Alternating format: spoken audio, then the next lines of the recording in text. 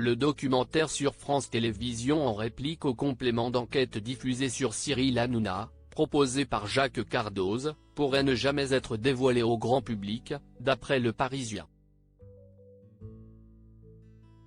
Mais ce jeudi, des extraits de ce documentaire ont été diffusés pour la première fois en exclusivité, dans Touche pas à mon poste. Après avoir balancé sur France Télévisions, comparant notamment le groupe, où il a travaillé, à une secte, Jacques Cardoz a décidé de réaliser un documentaire appelé Enquête complémentaire, en réponse au complément d'enquête consacré à Cyril Hanouna.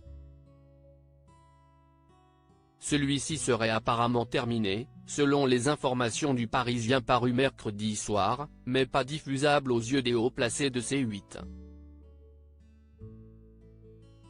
Ce n'est pas diffusable en l'état. Si est trop violent, a appris le quotidien. En attendant de savoir si ce documentaire pourra bel et bien être montré au grand public ou non, des extraits inédits ont été dévoilés ce jeudi dans TPMP. Puisqu'ils ont dit qu'on allait pas le diffuser. On aura des images exclusives.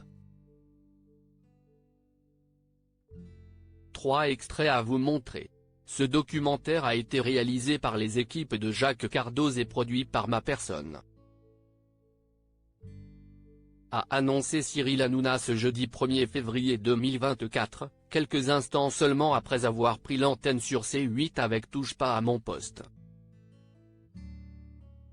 Des extraits inédits diffusés et quelques minutes plus tard, le papa de Lino tenait sa promesse, en dévoilant des images exclusives de ce documentaire de 90 minutes. Dans cette enquête, Jacques Cardoz a mis en lumière la diffusion de fake news au sein des émissions de Lise Lucet et Tristan Walex, explique Baba. Ils ont voulu montrer dans cette émission que tout le monde a du glyphosate dans ses urines. Et pour cela, ils ont fait faire des glyphotests et ils s'y sont mal pris car ils ont décidé d'envoyer les prélèvements d'urine dans un laboratoire allemand, et il se trouve qu'on a su de manière certaine que les analyses faites par ce laboratoire sont fausses, détaille alors le journaliste Hervé Lebar, dans le premier extrait. On entend juste après le témoignage d'une journaliste scientifique, qui explique avoir été attaquée dans sa vie privée, après avoir contribué au fait de prouver que ses analyses étaient fausses. L'extrait suivant concerne cette fois la nomination de Delphine Ernotte à France Télé, en tant que directrice générale. Alors que, comme l'affirme Jacques Cardoz, François Hollande avait promis de ne pas nommer lui-même la personne qui sera en tête de France Télé, un procès-verbal du CS approuve le contraire. J'ai reçu un coup de téléphone de François Hollande qui m'a demandé d'éviter nommer Marie-Christine Saragosse et Emmanuel Houg, explique Jean-Jacques Cordival, président de la Fédération CGC des médias.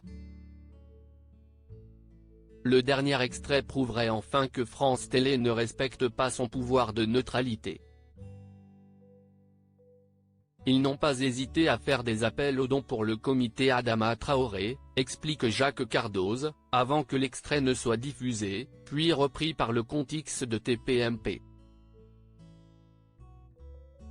Jacques Cardoz en colère de lourdes révélations, si elles s'avèrent véridiques. Rappelons enfin que, contacté par Le Parisien, Jacques Cardoz et Lionel Stan, le patron de H2O, leur avaient pourtant assuré que ce documentaire fâcheux finirait bel et bien par être diffusé. Nous sommes en tournage de 2 autres numéros sur les squatteurs et la sécurité lors des Jeux Olympiques de Paris, ont-ils indiqué pour expliquer le report du reportage sur France Télé. Ils espèrent une diffusion au printemps prochain. Jacques Cardoz n'a donc pas caché sa colère en lisant l'article du Parisien qui annonce que cette diffusion est très compromise, malgré l'affirmation par Jacques Cardoz que cette information est fausse.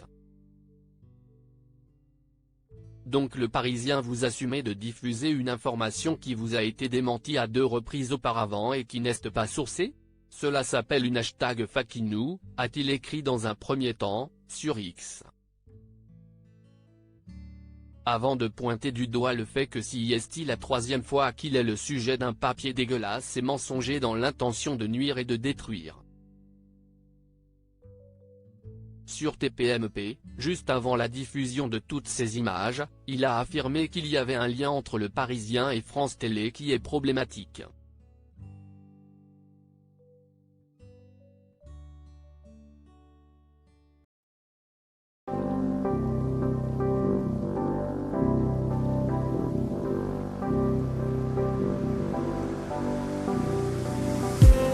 I just need